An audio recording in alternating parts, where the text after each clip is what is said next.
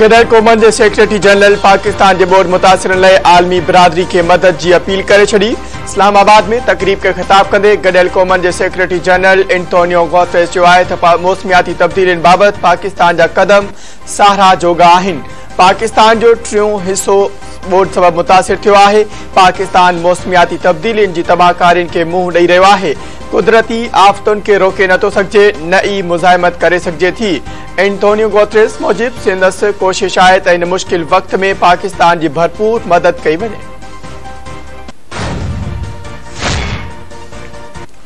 गदर कौमन के secretary general Antonio Guterres की वजीर आजम शहबाज शरीफ से मुलाकात। एंटोनियो गुतेरेस की वजीर आजम हाउस आमद ते वजीर आजम शहबाज शरीफ ऐं परॾेही वजीर बिलावल भुट्टो ज़रदारी पारां आजियां गदर कौमन के सेक्रेटरी जनरल के बोर्ड सबब थियल नुकसानन बाबत ब्रीफिंग।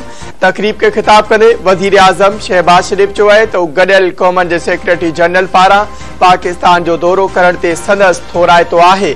आलमी बिरादरी के बोर्ड ऐं कुदरती आफ़तुनि जे वर चढ़ियल गरीब मुल्कनि जी मदद लाइ अॻिते अचणो पवंदो। पाकिस्तान में बोर्ड सबब 3 करोड़ माण्हू मुतासिर थिया आहिनि। मुतासिरनि के महफूज़ हंधनि ते मुंतकिल कयो वियो आहे, पर सदन बहाली तमाम वॾो चैलेंज आहे। वॾे वज़ीर की सदारत थे टास्क फोर्स जो इजलास। बोर्ड का पोइ पैदा थियल सूरत हाल ते गौर वीचार। दादू में FP बचाबन जो घारो बंद करण जो फैसलो। इजलास का पोइ ब्रीफिंग ॾींदे इतलात वाले वज़ीर शर्जील इनाम मेमण चयो आहे त आबपाशी खाते जा अमलदार ऐं पाक फौज जा जवान गॾिजी घारो बंद कंदा। सेवण शहर के बचाइण लाइ कट हयो वियो आहे। SL बंद के हिकु ॿियो कट बि हयो वियो आहे। पहिरीं अवलियत बोर्ड मुतासिर इलाइक़नि मां पाणी कढणु आहे।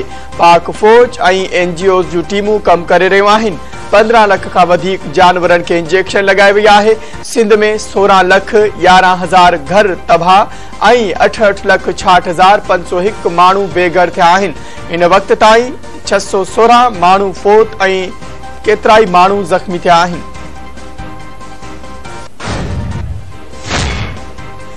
वजीर आला हाउस में वडे वजीर सैयद मुराद अली शाह से कतर के सफ़ीर की मुलाकात। वडे वजीर सैयद मुराद अली शाह कतरी सफ़ीर के बोर्ड के नुकसान बाबत आगाही ॾिनी।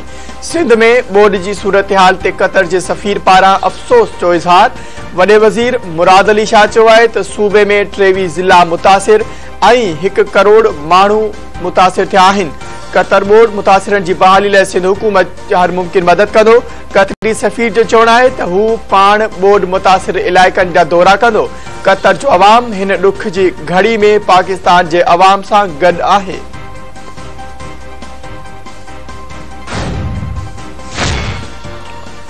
मंछर में पानी की सतह घटाइण लाइ आबपाशी खाते LS बंद के कट ॾेई छॾियो। कट खां पोइ मंछर जो पानी तेजी से सिंधु दरिया में छोड़ थियण लॻो। मंछर ऐं बोर्ड हेठ आयल इलाइक़नि में पानी में लाथ अचण शुरू थी वई।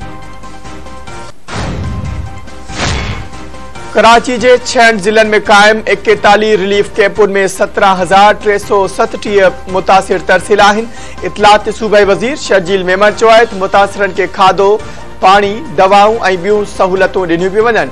बरसात ऐं बोर्ड मुतासिरनि के रेस्क्यू करण पहिरीं तरजीह आहे।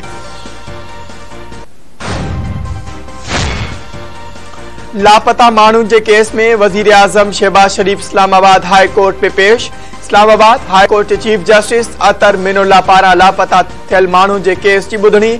वजीर आजम की पेशी वक्त सिक्योरिटी सख्त। वजीर आजम शहबाज शरीफ रोस्ट रूम ते पहुची वियो। चीफ जस्टिस अतर मिनुल्ला रिमार्क्स ॾींदे चयो आहे त लापता माण्हू जो केस वॾो मसलो आहे। हिकु चीफ एग्जीक्यूटिव मुल्क ते 9 साल हुकुमरानी कई। हुन पंहिंजी किताब में लिखियो त माण्हुनि खे ॼाणे वाणे गुम कयो वियो। उन मां लगे थो त शायद इहा रियासत की पॉलिसी हुई। इहो तासुर न हुजण घुर्जे त कानून लागू कंदड़ इदारा माण्हुनि खे खंबिन था। रियासत मोट न पई ॾे, जेका रियासत की जिम्मेवारी आहे। वजीर आजम शहबाज शरीफ पंहिंजे बयान में चयो आहे त लापता माण्हुनि जो मामलो 20 साल पुराणो आहे। हुन कॾहिं बि ॼाणे वाणे गफ़लत जो मुज़ाहिरो नाहे कयो। हू अदालत में को बहानो करण नाहे आयो।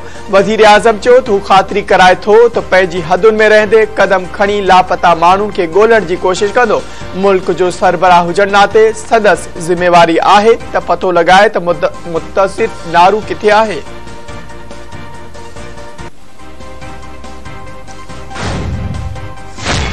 इंटरबैंक में डॉलर 4 रुपया 8 पैसा महांगो थी 229 रुपया 50 पैसनि जो थी वियो। ओपन मार्केट में भी डॉलर 1 रुपयो महांगो थियण खां पोइ 234 रुपयनि जो थी वियो। घोट की बरसा बिन धुरिन में छेड़ो, फायरिंग में औरत कतुल। गोठ अता मोहम्मद संगड़ में पैसनि जी ॾेती लेती त संगड़ बिरादरी जी बिन धुरिन में छेड़ो थी पियो। मुख्तारा माई मारिजी वई, संदस मुड़स ज़ख्मी। औरत जो मर्द अस्पताल में जरूरी घुर्जू पूरियूं करण खां पोइ वारसर हवाले ज़ख्मी के अस्पताल मुंतकिल कयो वियो। सामारो भरिसां 18 वरे जी नारी जो वण में टंगियल लाश हथ।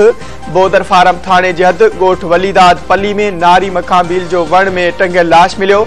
नारी जे वालिद जो चवण आहे त संदसि धीअ खे अगवा खां पोइ क़त्ल कयो वियो आहे।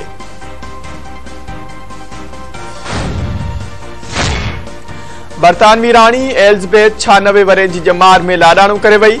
बहिंगम पैलेस पारां राणी जी वफ़ात जो ऐलान। राणी जे लाडाणे ते बरतानिया में 10 ॾींहं सोग जो ऐलान। एशिया कप T20 जे फाइनल खां अॻु पाकिस्तान ऐं श्रीलंका जूं टीमूं अॼु आम्हूं साम्हूं थींदियूं। सुपर 4 मरहले जा आख़िरी मैच अॼु श्रीलंका ऐं पाकिस्तान विच में थींदी। ॿई टीमूं 11 सेप्टेम्बर ते फाइनल में भी आम्हूं साम्हूं थींदियूं।